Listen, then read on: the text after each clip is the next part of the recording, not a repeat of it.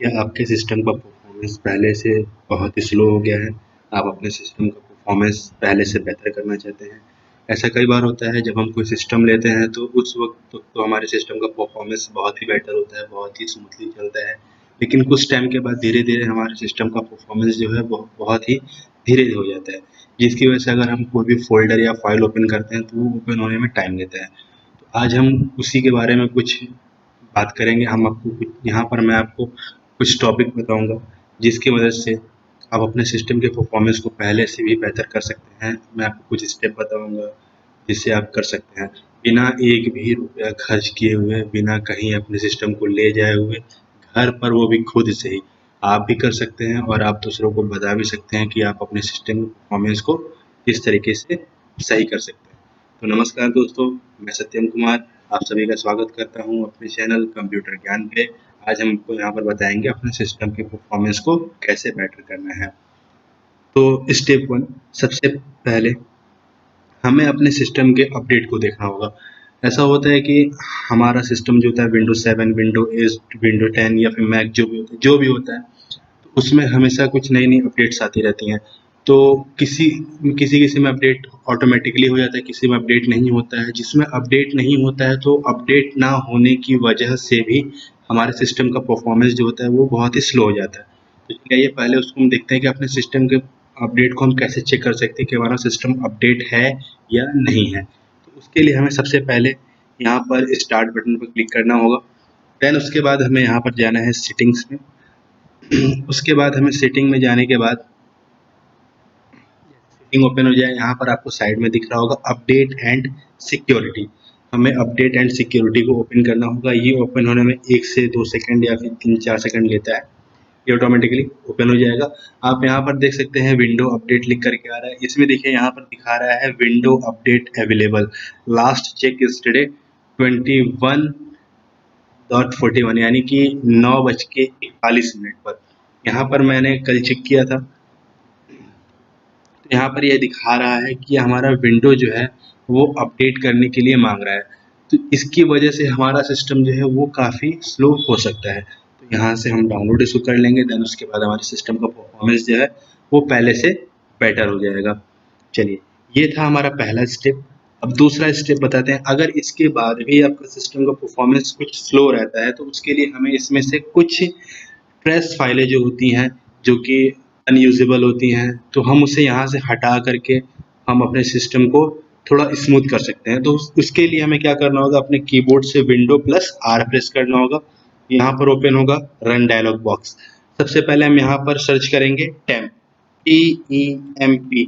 Temp का full form होता है टेम्परेरी फाइल। जैसे कि जो हम अपने सिस्टम में नेट वगैरह चलाते हैं या फिर अपने सिस्टम में कोई सॉफ्टवेयर ओपन करते हैं, तो उसके बाद कुछ हमारी टेम्परेरी फाइल्स जो होती हैं वो हमारे फ़ोल्डर में बन जाती हैं या फिर हमारे पीसी के स्टोरेज में बन जाती हैं, तो हमें उसको क्लियर कर देना है। तो हम यहाँ पर टेम्प लिखेंगे, यहाँ पर हम ओके करेंगे। तो ये देखिए यहाँ पर आपको एक परमिशन मांगेगा, you don't currently have permission to access in this folder, click continue to permanently get access to this. अगर आपको इसे बार बार ओपन करना है तो आप यहाँ से कंटिन्यू कर दीजिए। मैंने यहाँ पर कंटिन्यू किया, ठीक। तो यहाँ पर ये देख सकते हैं हमारे सिस्टम में कुछ टेम्परेरी फाइल्स बनी हुई हैं। तो हमें इसको क्या करना है, डिलीट करना है। पहले कंट्रोल ए करना है और उसके बाद कंट्रोल ए से ऑल सेलेक्ट हो जाएगा, देन उसका डिलीट हमें कर देना है। तो यहाँ पर आपसे फिर एक परमिशन मांगेगा, आपको यहाँ पर कंटिन्यू कर देना है। तो ये देखिए हमारा जो टेम्परेरी फाइल है वो डिलीट हो जाएगा। यहाँ पर कुछ फाइल अगर आपकी डिलीट नहीं हो रही है तो आपको उसे 2-3 बार करना होगा, वो हो जाएंगी। अगर नहीं होता है तो आप उसे स्किप कर दीजिए, नेक्स्ट वाले को कर दीजिए, स्किप स्किप। चलिए हम इसको वापस से क्लियर करते हैं।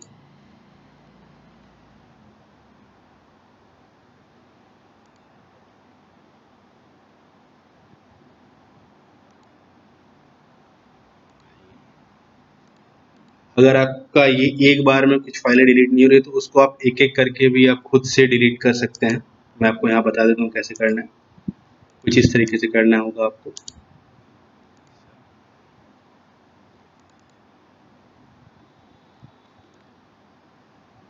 कंटिन्यू। ये देखिए ये फाइल हो गई पूरी की पूरी, ये फोल्डर डिलीट हो गई है।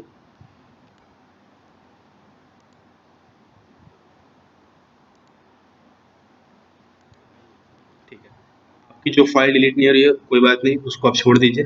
देन उसके बाद आपकी जो बची हुई फाइलें हैं वो आपकी दूसरी जगह आपको दिखेंगी। आपको फिर से विंडो प्लस आर प्रेस करना होगा। अब आपको यहाँ पर पहले परसेंटेज का साइन लगाना होगा, देन हमें फिर यहाँ पर लिखना होगा टेम्प, फिर उसके बाद हमें परसेंटेज का साइन लगाना है और उसके बाद हमें इंटर कर देना है। तो बाकी जो बची हुई फाइलें रहती हैं वो हमारी फाइलें यहाँ पर आ जाती हैं, ट्रेस फाइलें। तो हमें यहाँ पर इसे सेलेक्ट करके डिलीट कर देना है।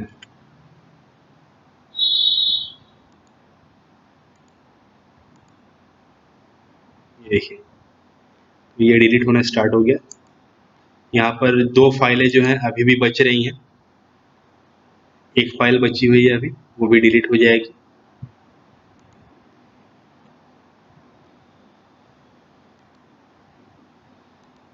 कोई बात नहीं, तो आइए मैं इसको आगे और क्लियर कर देता हूँ। उसके बाद हमें विंडो प्लस आर प्रेस करना है और हमें यहाँ पर लिखना है प्रीफेच। ये देखिए नीचे आ गया, PREFETCH, प्रीफेच।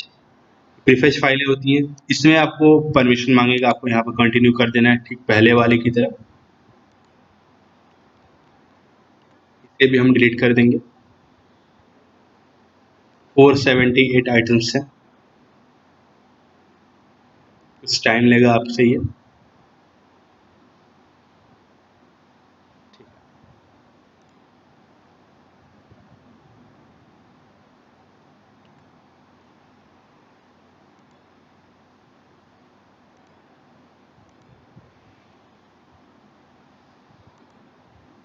देख सकते हैं एक एक फोल्डर जो होता है वो बच जाता है, सब में एक एक फोल्डर बच जाएगा। ये था हमारा दूसरा स्टेप। देन उसके बाद हम बढ़ते हैं नेक्स्ट स्टेप की तरफ। हमारा अगला जो स्टेप है वो है स्टार्टअप एप्लीकेशंस। कुछ होता है कि हम जब अपने लैपटॉप को ओपन करते हैं, अपने पीसी को ओपन करते हैं, तो उसके पीछे हमने अपने सिस्टम में बहुत सारे जो होते हैं सॉफ्टवेयर रखे होते हैं, एप्लीकेशंस रखे होते हैं। तो कुछ एप्लीकेशन जो होते हैं वो बैकग्राउंड में स्टार्ट हुए रहते हैं। तो हमें क्या करना है, हमें उसको क्लोज कर देना है। तो उसको क्लोज करने के लिए 2 तरीके हैं, जिसके में विंडोज़ 10 है तो वो अपना बहुत ही शॉर्टकट तरीके से कर सकते हैं, और जो विंडोज़ 7 विंडो 8 यूज़ कर रहे हैं तो उनको मैं बता देता हूँ। आपको जाना है सेटिंग में। सेटिंग में जाने के बाद आपको जाना है एप्लीकेशंस पर, आपको दिखना है ऐप पर जाना है। ऐप पर जाने के बाद आपको यहाँ पर नीचे दिख रहा होगा स्टार्टअप का ऑप्शन, आपको स्टार्टअप पर जाना है। आप जैसे स्टार्टअप पर जाओगे तो आपको यहाँ पर दिख जाएगा कि कौन-कौन से ऐप जो हैं वो आपके बैकग्राउंड में चल रहे हैं। आपको जो अननेसेसरी लगता है कि उसे क्लोज़ कर देना चाहिए तो आप उसे यहाँ से ऑफ भी कर सकते हैं, ठीक है? तो यहाँ पर मैंने उन एप्लीकेशंस को ही ऑन रखा हुआ है जिसका मुझे बहुत ही ज़्यादा ज़रूरत है, तो मैंने उसे ऑन रखा हुआ है, बाकी मैंने सबको क्लोज़ रखा हुआ है। अब हम बताते हैं शॉर्टकट। इसका शॉर्टकट है control plus alt plus delete. Delete button जैसे हम यहाँ पर प्रेस करेंगे, control alt plus delete button जैसे हमने प्रेस किया, यहाँ पर आपको 4 ऑप्शन मिल जाएगा। हमें नीचे वाला ऑप्शन चूज़ करना है टास्क मैनेजर। टास्क मैनेजर जैसे हमने चूज़ किया तो यहाँ पर आ जाएगा। तो यहाँ पर दिखा रहा है there are no running app, यानी कि हमने जो अननेसेसरी ऐप होते हैं वो यहाँ पर कोई भी रन नहीं कर रहे हैं। तो आपके में अगर कोई अननेसेसरी ऐप है जो कि आप चाहते हैं कि वो बैकग्राउंड में रन ना हो, तो आप उसे यहाँ से क्लोज़ कर सकते हैं।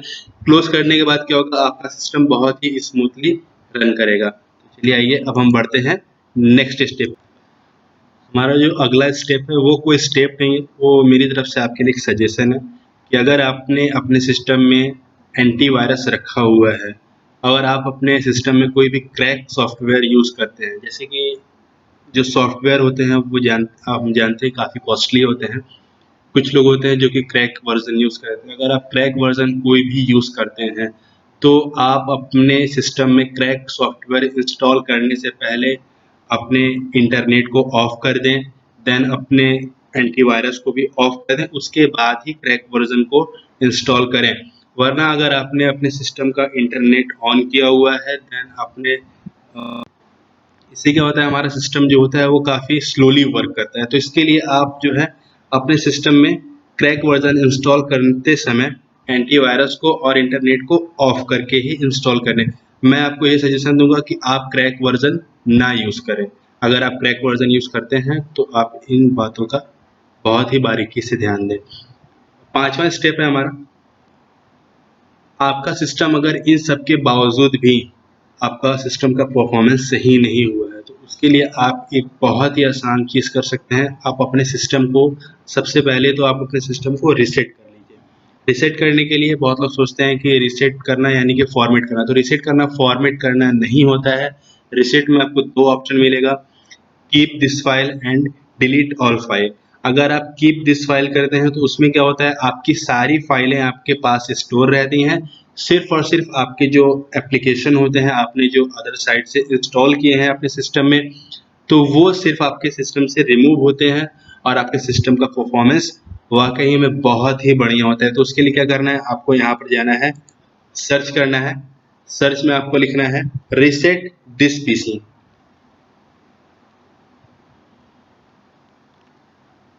तो देखिए यहाँ पर जैसे हमने किया रीसेट दिस पीसी, यहाँ पर आ गया रीसेट दिस पीसी। सेटिंग में जाकर के भी आप इसको कर सकते हैं। यहाँ पर देखिए आ रहा है रीसेट दिस पीसी, तो यहाँ पर वो करना है गेट स्टार्ट। इसमें आपको कुछ टाइम लगता है रीसेट होने में, बहुत ही करीब करीब 1 से 1.5 घंटा आपका ये टाइम ले सकता है।